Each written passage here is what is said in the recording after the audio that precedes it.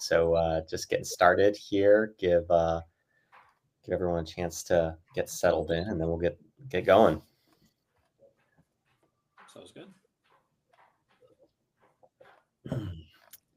All right, so it looks like we have some people joining still. Well, let's go ahead and get started on this. Hey, everyone, thanks for joining us today. Our session's a fun one titled "Why Security Can't Stop at Compliance." And the idea here is not to knock compliance in any way. It's to build on it. For most SaaS teams, earning that first SOC 2 or that ISO certification is a huge milestone. Don't want to take anything away from that. It's critical to unlocking deals, building customer trust, and proving that all your hard work as you go and pursue compliance is paid off. But really, it's the starting line. It's not the finish line. So I think the reality is, as you both are going to comment on later in the session, that threats evolve faster than audit cycles, especially now in our current shifting landscape. And staying secure means finding ways to keep that same level of confidence in between audits that you get validation on year over year. So today we're going to talk about how to turn compliance wins into continuous security. And we're going to talk through some practical ways to stay audit ready and trusted throughout the year. I'm joined by Marie and An. Marie Joseph, An Pham, both of whom have deep levels of expertise in compliance and technical testing. And together we're going to talk through what's working in the field and where to start. So with that, let's dive in with some quick intros. An, Marie, you want to give some intros on your background? Sure. An, you want to go first, or you want me to? I can. Yeah. Hi everyone. My name is An Pham. I'm currently the director of penetration testing and security here at Trava. I've been here with Trava for about 4 years. Started as a security engineer, growing to overseeing our security program, help us achieve ISO compliance, and now leading our penetration testing practice. And then I've been in the industry for about 12 years, mostly in security operations and security engineering as well. And I'm Marie. I'm the manager of compliance advisory here at Trava Security. I help a lot of our clients go through their SOC 2 and ISO 27001 audits mainly, but also do a lot of other security and privacy audits as well. Just really helping them get to that finish line, but then also getting them to go above and beyond with their security program. That's awesome. Thanks for the background. So it's like you guys are well versed in this topic. So let's jump in, right? Let's be honest. For a lot of SaaS leaders, early stage founders, rapid growth organizations, getting SOC 2, it feels a bit like climbing Everest, right? You've got competing priorities. You're trying to push product, trying to drive new revenue streams. Hard to take your eye off the ball of that. So it's a major milestone. It's expensive. It's hard to do, and you should celebrate it. But what we have seen in the market is that compliance isn't sort of the end of the journey, as I mentioned, right? It's the beginning of the story, as it were. And so what we want to talk about today is sort of that next chapter as you think about maturing your compliance and security program. So, I think if you look across LinkedIn, there's lots of conversation around checkbox compliance, and it's really easy to take a point of view that is a negative. But like from my point of view, it's kind of like going to the gym. Going to the gym once a week, it's a great start. But I think everyone would agree, right? Going to the gym a couple times a week on a more consistent basis is definitely better for your health. So sort of the concept here. So it's about how can teams build on the success of their initial compliance activities to become more resilient, trusted, and scalable. And then our goal today is obviously to share some ideas around how to do that. So let me just ask the panel here. So if compliance isn't the finish line, what really is? And that's where I want to start. So from your point of view, Marie, what's next after you get that initial certification? Yeah, I think what you said earlier about how it needs to be celebrated, definitely need to take the time to celebrate that you got that certification. You went through all that hard work to build that program, because that is usually that initial building is getting that first certification. And it's really not a finish line and more of a starting line, because now you have this program to upkeep. So you kind of will probably have more time now to prep for the next audit, because it now is an annual thing. Once you get one certification, and you now have to go through that on an annual basis. So now you get the opportunity to make that more routine, kind of like going to the gym and like making those like scheduling out when you're going to do X, Y, and Z, and making it easier for yourself.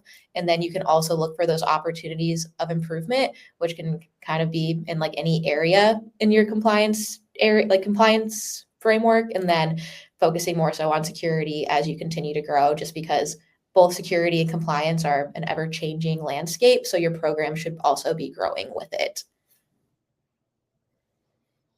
On any additional perspective, or just double thumbs up on what Marie said there? I think Marie said pretty much everything that has to be said. I mean, I was gonna say that there's really no finish line in security and compliance, right? Because the threat actor don't stop, the hackers don't stop. Like nothing is ever stopping in security and compliance. So if you approach compliance as the end goal, you already fail before you begin. I think compliance, like doubling down on the gym metaphor. It's like you go to the gym once, you know what equipment were there, you learn how to use it, but unless you continue to do it like frequently, you don't really know how to use it effectively. You don't really know how to use it to achieve your goals. So compliance help you, determine what control you need, but you gotta really keep practicing it to get better at it.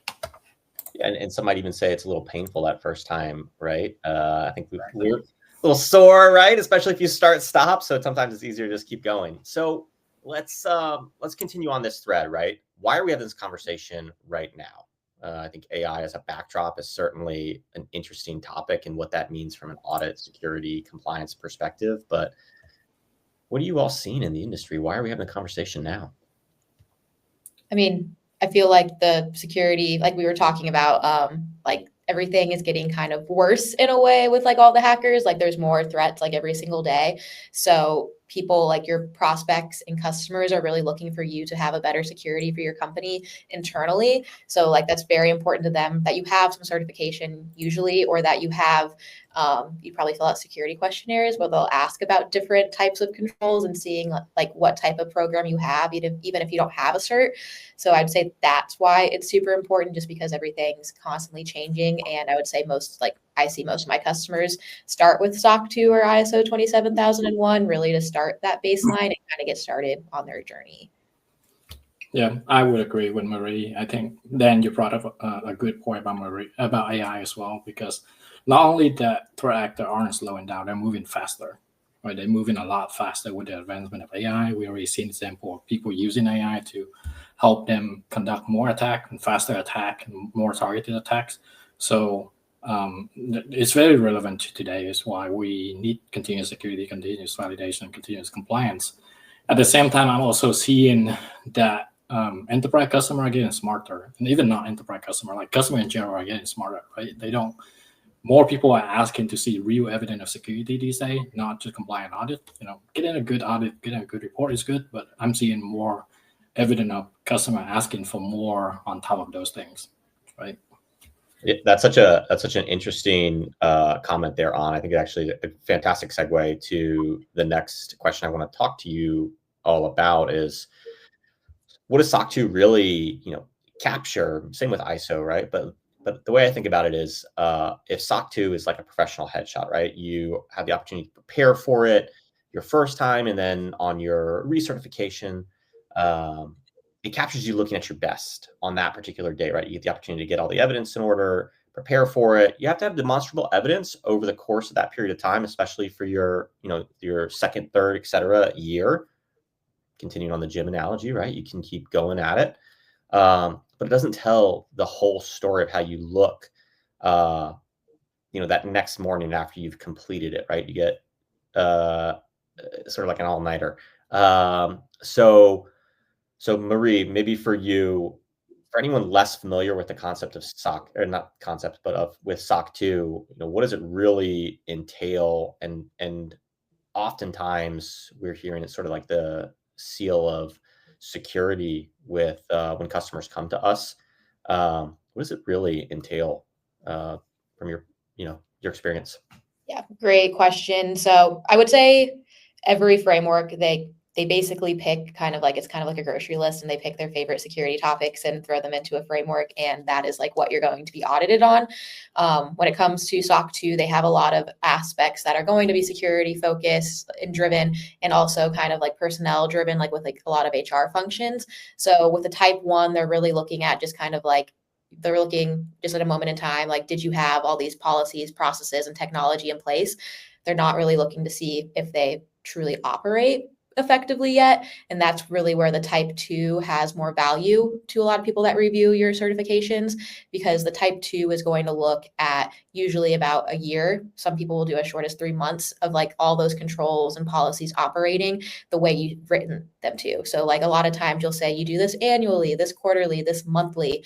So the type 2 is when the auditor will come in and say like, well, you say this, you do this weekly. Here are 10 weeks. I would like to see the evidence of you performing vulnerability scans on a weekly basis, and you actually triaging those scans on the weekly basis.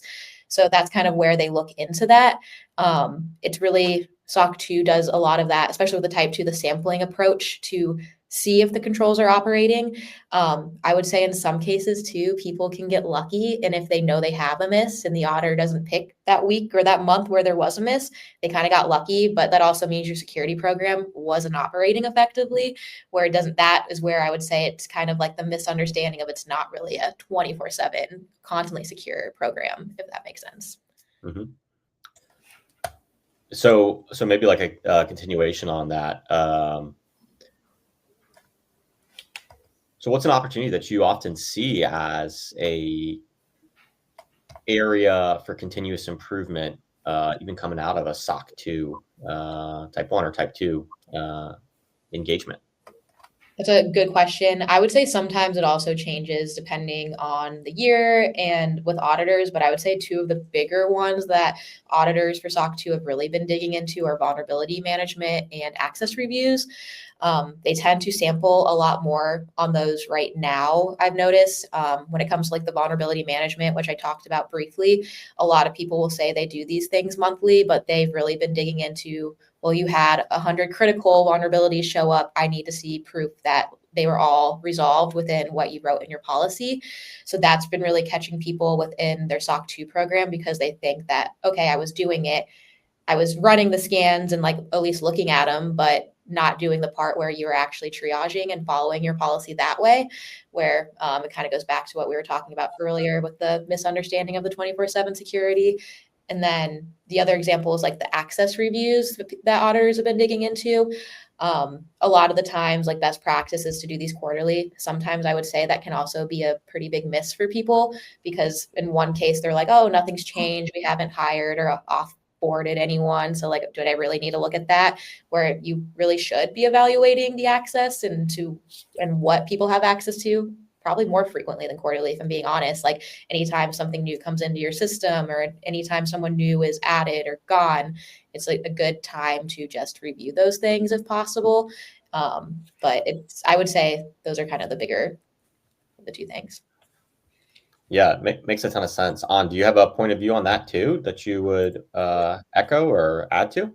Yeah, I think I'd like to drill into something that Marie said there and really go back to your original question of why SOC 2 is often misunderstood as a 24/7 center of security, right? Because like Marie said, a lot of auditors, software auditors, really like to drill into vulnerability management and access review, because those are easier area to get good evidence of. So evidence of good control, right? You show, some sort of policy that show you do an access review, you show a scan report, that kind of thing, and you pass sort of that control. But really, where it transitions from compliance to security is, all right, now that you show what good looks like and how you need to design a control for it to be good, how do you know when it's stopped being good? Like, how do you know in the 365 days when it failed one day? How do you know that, right? So that's not really in scope of any sort of compliance audit, right? It's they help you define what a control is, but they don't really spell out exact step on how to continue to validate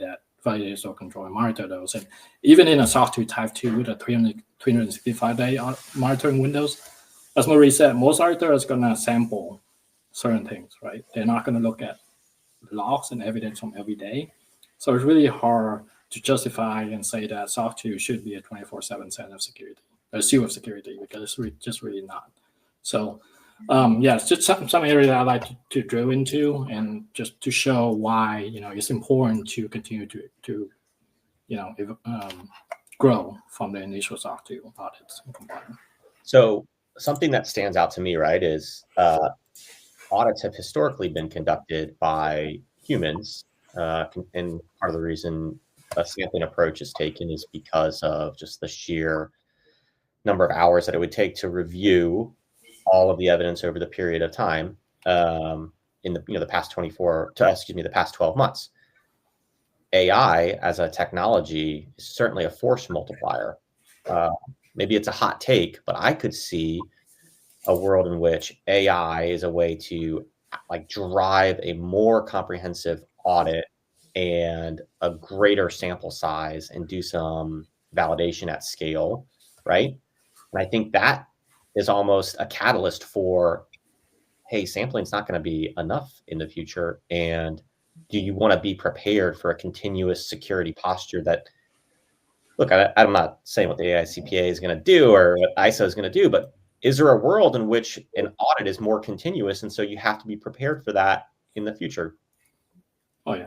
I 100%. I mean, we already see if you just look at today and compare to a year ago, we already see a lot of new use cases of AI application that we've never thought about, like in the last 100 years or so of history of technology.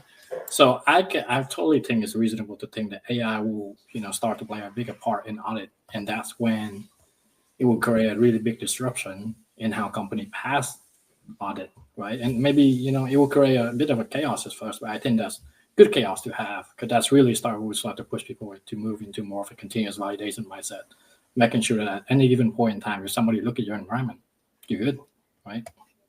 Yeah. So coming back to the topic that we're really trying to address around is SOC 2 24/7 security, SOC 2, not SOC Operations Center. But it sounds like, if we were to boil it down, it's not that compliance is failing in any sort of way. It's a snapshot in time, looking back, even over a period. And ultimately, attackers aren't taking snapshots, right? They're taking opportunities, and they're trying to do it on a continuous basis. So while audits may be a catalyst for continuous security in the long term, especially with the adoption of AI, what we're seeing right now is that teams are looking for ways to more continuously validate security between audits. So, looking across the landscape of customers that you've worked with that have come to Trava, I think it's fair to say that sometimes compliance can create complacency, right? You feel like you've done it, but the threats are evolving daily. So, Marie, you've seen and helped a lot of companies go through this landscape and their compliance cycles. You mentioned user access reviews. You mentioned vulnerability management. Curious, from your point of view, what are some other common gaps or oversights that can leave an organization exposed, maybe even after they've passed an audit, that you want to talk through? Yes, I would say one of the big things I focus on after we get through that celebrating, we got that certification, is really focusing on better organization for the next year to make their lives easier and my life easier too when I help them manage their program, is so better planning and then looking for those gaps. I would say we sometimes get a good amount of opportunities for improvement, both from things I analyze while going through the audit with you, and then also from the auditor themselves, where we start planning on, let's make these things better, because there's a possibility they dig into those next year. Or if I was the auditor, I would dig into these areas, and I'm considering this a kind of a gap for you. You got lucky they didn't catch it or ask about it, but let's mature your program. Where I think a lot of the time, some of those items can also come from the typical risk assessment we do with the customer, just because we typically do evaluate your security posture on a different framework than the certification you're going for. So that risk assessment with the risk register and risk mitigation roadmap are the best stepping stones I like to focus on right after the audit, and kind of make that switch back from compliance to security, because it's also maintaining that security program that you just built. Yeah. I like to always think about security posture as a perishable item kind of thing, right? It's Once you set it up, if you don't do anything with it, it's gonna age. It's over time. Every time somebody change, like personnel change, asset change, application change, it's gonna impact your security posture in most likely a bad way. Compliance help you establish that initial posture, but if you are happy and you just stop there, like the moment the compliance audit report, your perishable period begin, right? Your posture is not going to stop perishing. So you need to take care of it. You need to maintain it. You need to evaluate and validate and monitor, improve it, So with that in mind, right? Every program's different. Like I get that. Are there any reoccurring areas where you typically would recommend organizations start coming out of that compliance, that first compliance certification? Or is it different for each organization? I think it's usually going to be different. Sometimes it really depends on your results. I like to look at what were the biggest pain points during that audit, which I kind of already talked about. Like, what was something that took us a lot longer to gather all that evidence, and why? Is there a better way we could automate that control in some way? Can we utilize AI? Can we utilize buying a new tool? Or should we get rid of a tool in general and maybe it's easier to do it manually? Like, did the tool create more of a headache? So kind of reevaluating the tech stack. And then also looking at if the auditor gave us opportunities for improvement, definitely focusing on those. That's like the first thing I do, because they're definitely going to come asking for those again next year and want to see you improve. So like those are easy wins for you. Okay, makes a ton of sense. So since it's different for every organization, maybe here's a fun question. When does it make sense to start shifting your point of view or your approach from that compliance first point of view to a risk-based point of view? Because it sounds like ultimately it's a business decision. There's no clear roadmap to do this for every organization. So when does it make sense to do that? And sort of what's your recommendation around, like, how do you come to that decision of when? Yeah, I would say, On, you want to talk about that one first? Oh, I was going to say, I think the best time to shift from sort of that compliant-driven lens of view into a risk-driven or security-driven view is probably right after your first audit, right? Because at that point, you have an established structure for your security and compliance program. You have the control in place. But as I said, it's going to start perishing. So now you need to start looking at how to validate them continuously, how to make sure that they operate continuously, right? And the earlier you start, the better, because the more you lay, the more tech debts are going to get built up, and it's just going to get really hard to get back to the initial stage, right, before it starts perishing. Yeah, I was going to say the same thing too about that. Really, like post audit is what I usually recommend for most companies that I work with. But if you're lucky enough in just starting a product too, you do have that opportunity to kind of start with security and build with like security in mind, and kind of do it both in parallel at the beginning, where you're a little luckier than people that have already had a company for a while now and then have to find a way to kind of build it in and do that checkbox compliance and then focus on it after the audit. Yeah, it makes sense. And it sounds like, tying it back to one of your earlier comments on enterprise buyers, mid-market buyers are not looking at this strictly from a report and certification perspective. It matters to them from a demonstrable evidence perspective, a day over day. So it's a trust conversation, not just one about compliance, right? And trust is certainly the currency for SaaS growth. So with that concept in mind, if compliance is our foundation, what's the simplest way that you found to keep that foundation strong throughout the year? Would love to hear your perspective on that. I'm going to keep beating on a dead horse here, but it really comes down to two basic things, right? Visibility and validation. You get past your initial audit, you shouldn't stop there. You need to make sure that you have a way to get continuous, constant visibility into everything that's in your environment: assets, environment, services, application, system, everything, right? At any given point in time, somebody should be able to go to you and ask you, what do you have? And you should be able to answer that with confidence. And then after that, you really need to start looking at continuous validation. And you don't have to get too fancy, right? Just start simple. Pick something that you have just passed, your first audit for. And just ask yourself, how do I know when this drift? How will I know when it's changed? Right? What can I do today to make sure that I always have visibility into this and validation that this is working? Start simple, be scrappy, and then use that as a stepping stone, your foundation to do more of that to audit control, right? So once you really get into this repeatable habit of building validation, it's easy to be validation for a lot of audit control in the compliance program, right? Yeah, and on this is where the concept around pen testing comes into play, right? And maybe more frequent pen testing than just the once a year. So can you share a bit about how penetration testing, or PTaaS, is bridging the gap between the audit and testing and validating that the controls and the technology are actually working? Yeah, definitely. Yeah. So PTaaS, I mean, as the name implies, penetration testing as a service, is really about embedding security testing deep into your operating processes, right? Your daily operation, not just once a year, but continuously and on demand. Traditionally, most people think of pen tests as these big heavyweight exercises that's done one a year for compliance. But the moment a traditional pen test report deliver, the environment probably change. And that's even more true in smaller and medium-sized companies, right? Because they ship fast, they change all the time to make sure they continue to grow. So PTaaS really bridge that gap, right? So if you conduct PTaaS, you can use that towards achieving the compliance, but at the same time, you also now have a mechanism to validate that your control continue to work post-compliant, right? By doing continuous testing on anything that changed within your environment.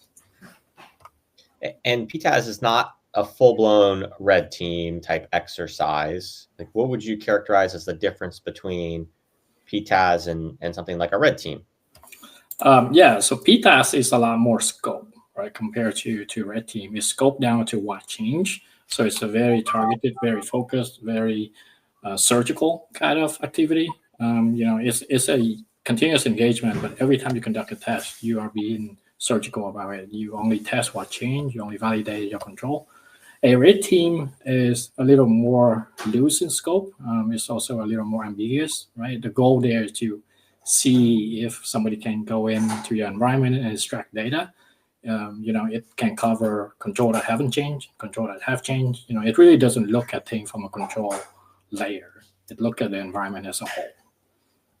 Yeah, and so for those organizations that we tend to work with fairly often, companies that are driving change within their product, it sounds like PTaaS is going to be a super valuable next step after an annual style pen test and before you maybe get into a red team style engagement.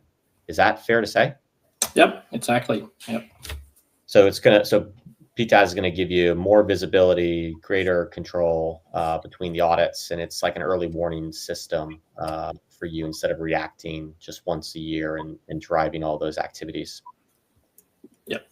Yeah, PTaaS. I mean, I like to think of PTaaS like a control validation mechanism that you put in place, right? A red team conduct strategically will help you detect if new control are needed, and then once you implement those control in, those then become part of PTaaS again, right? It's this continuous validation. So they really be on top of each other. So with that in mind, this isn't a conversation about compliance or security, right? It's a compliance and security conversation. So how do you see these frameworks like SOC 2 or ISO 27001 helping to guide the continuous security programs for organizations? I would say, go ahead. Sorry. The big thing is it really is creating that baseline. Like we were talking about earlier, it's like the good stepping stone. Let's get started. Let's start a program. And then I know you guys keep alluding to kind of like the habit in the gym analogy, but also building that habit is one of the bigger things.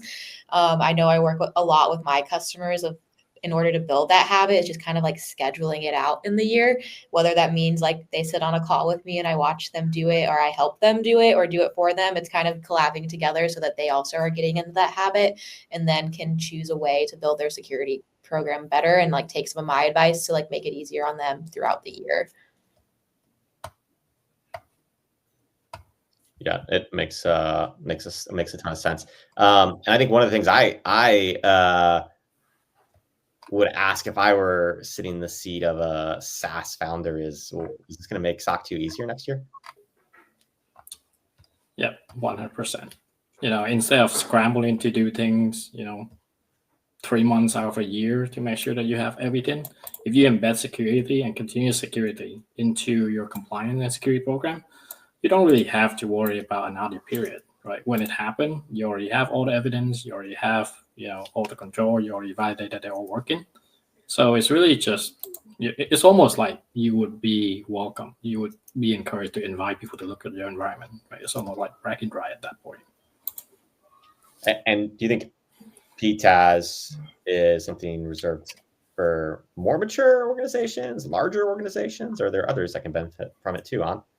Well, that's the problem. I think the industry right now, there's a false end in the industry that PTaaS and more like continuous security practices are only for large enterprises, right? Which I completely disagree with, because it's actually very valuable to smaller and fast-moving company, growth stage company, because they are the company that change more often, like probably 3, 4, 10 times faster than large enterprises, right? So they could really benefit from having these validation in place, having these practice, having these control in place. And then they are also the company that don't really have the in-house resource to conduct these, right? So PTaaS, as a, penetration testing as a service, and other kind of, as a service offering, really complement them that way. They get the benefit, the added security and compliance benefit, but they don't at a fraction of the cost if they were to hire a full-time pen test team, for example. So it sounds like from a ROI perspective, your surprises at the time of your audit, definitely stronger credibility for customers, being able to show continuous testing. So less of a firefighting type environment and more of like enabling your sales organization to go drive really trustworthy conversations with your customers. Is that fair to say? Yep. You're not just audit ready. You're now audit ready, customer ready, market ready, grow ready, scale ready, right? You're always ready. Yeah, makes sense. I'm just looking at the time here. We're getting close on it. So I want to make sure we leave some opportunity for questions from the audience. But before we do that, right, we've talked about the foundation. We've talked about how you build on it. Let me ask you, On and Marie, what's one thing that every SaaS leader, founder, or CEO, or leader throughout the organization, regardless of whether they're 2 people or 50 or more headcount organizations, what should they do after this conversation? Marie, you want to start? Sure. I would say after this conversation, I personally would review my compliance program and security program and just look at what have been my biggest headaches over the past year, and then kind of looking for a better approach on how you could make them easier. Do you know solutions that could make them easier? Do you need to contact someone and collaborate to make those things easier for you? And like looking at those things, because there probably is a solution out there to make it a little better. And then really creating that habit and figuring out, is there a way I can create a habit out of this to make it more so part of my daily routine and not feel like it's something I dread getting to every month or quarter when it comes up? Yeah, my recommendation is a little more technical. I think I would advise that you just go back to your recently passed sort of audit and compliance and report. Pick one control, and again, figure out how you're going to validate it. Don't wait until next year for your auditor to validate it, right? So if you can, think about it as if you've been forced to validate this every single day, how would you do it? Because that really is going to force you into building, healthy validation habit and framework that you can use to apply to your entire program. And so on that thread, if someone wanted to explore PTaaS, what does getting started look like with Trava, for example? Yeah, it's actually pretty simple. I mean, we'll start by having a discussion to make sure that we understand your environment, your priority, your business objective, how you operate. And then from there, we'll conduct a scoping exercise so that we can define, what's important to you, what needs to be in scope for testing, what needs to be excluded, what can wait until, future maturity state, that kind of things. And then once we have all of that, then we basically define an engagement structure and process, and then we just get right into testing. And then we just repeat that and deliver value and report to you, and you fix them, and we test them again, and then the cycle just keep repeating itself. That's awesome. Okay, that's perfect. So that sort of concludes the session that we had planned for today. So if maybe I just wrap it up real quick and summarize, right? So I think one of the things I hope everyone takes away from this is, one, compliance is not the launch pad. Compliance is the launch pad. It's not the landing zone, right? Especially in the age of AI becoming so much more prevalent. Continuous validation, super valuable, not just from a reducing your risk and exposure perspective, but also as a sales tool to drive trust with your customers. And whether that's through PTaaS or vulnerability management or policy automation, right? Like these are all positive, net positives to your posture as a business. And it's giving you the confidence to say to your customers, yes, we're compliant, but also we're secure, which is, equally important. And if you're curious what that looks like in practice, that's exactly where we come in. We're working with organizations that want to keep their SaaS product secure, keep their businesses secure, and stay audit ready on a continuous basis and grow as an organization. So we'd welcome the opportunity to chat with you at any point in time. Let's open it up to questions, and scrolling over the chat here. So first question I see, this might be a question to you. How do you see AI changing the way pen testing or continuous security will be done in the next few years? Yeah, I mean, this is a good question. It's also a very relevant question. I think, as I said earlier in this conversation, we keep seeing new application of AI popping up every day, even including things that we never thought before. And a lot of these new applications are in security in general, and also in pen testing, right? Bad actors are using AI to scale attacks, create new phishing template, write malware, even scoping, scanning the internet to identify new target. And then defender are using it for smarter detection, log analysis, log correlation, that kind of stuff. In pen testing specifically, we're seeing a lot of evidence of AI being used for recon work, writing exploit, chaining attack together, performing the typical technical, attack at scale. And then that, I think that we inevitably make those kind of attack a commodity, kind of analysis and detection a commodity. And then naturally, I think that would drive the entire industry towards continuous validation, using AI to continuously validate that your control are working, your defenses are working, because on the other side, the bad people are probably going to use AI to continue to attack your environment.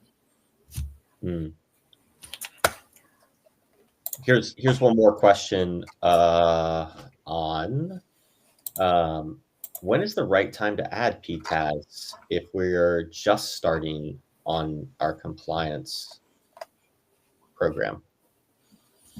I think right after your initial audit is probably the sweet spot. If you in between type 1 and type 2, the earlier in type 2 you start, the better, because after you finish your type 1, you already have a good idea of what your controls are. You basically type 1 is to say that you implement those controls, and then type 2 is about monitoring. So right after you finish your type 1 is probably the best spot to start embedding PTaaS into your process, because then you can also leverage all of that to help you pass your type 2, right? Because PTaaS is really good evidence for continuous validation and monitoring and making sure that your controls are working.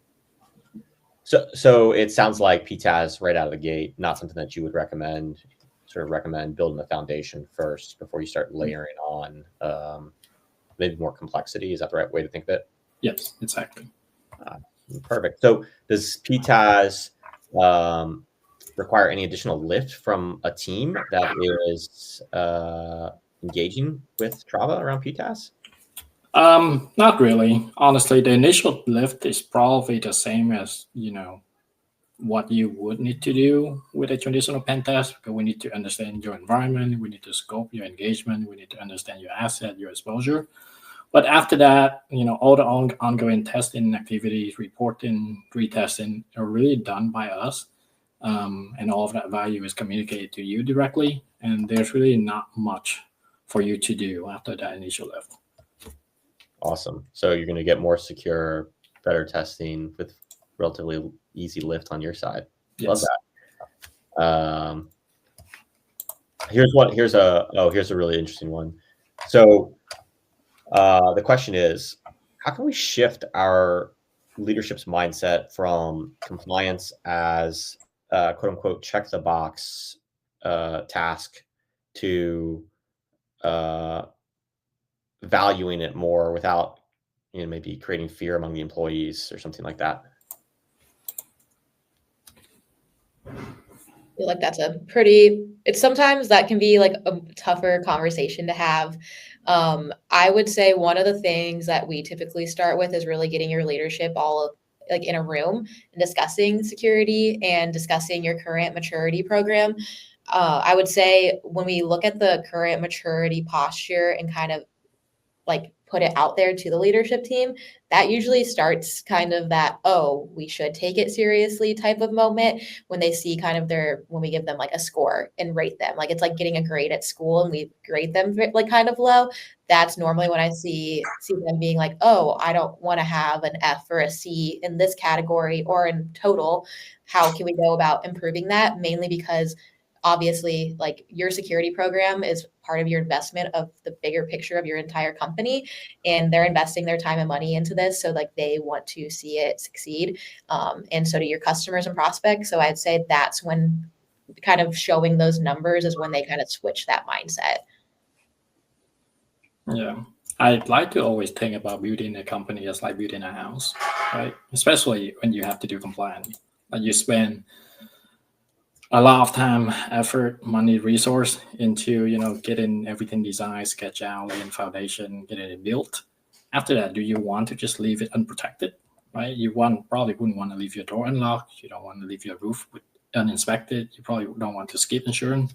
So, in that way, it's not really about fear-driven sort of approach. It's just protecting what you have built, what you have worked so hard to build, right? So it's value protection.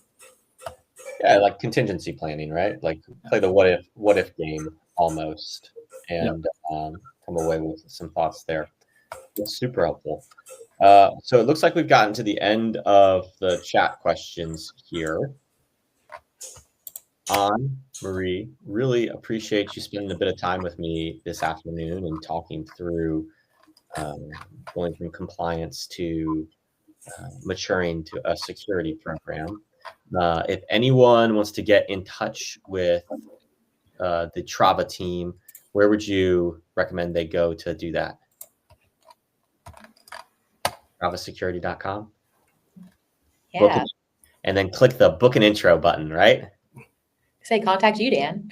Contact me. That's right. LinkedIn, cell phone, email, respond to it all. All right, great. Marie, really appreciate the time this afternoon. Thanks for the fun discussion. Thanks everyone for joining us. Look forward to chatting with you all in the future. Take care. Bye. Bye. Bye.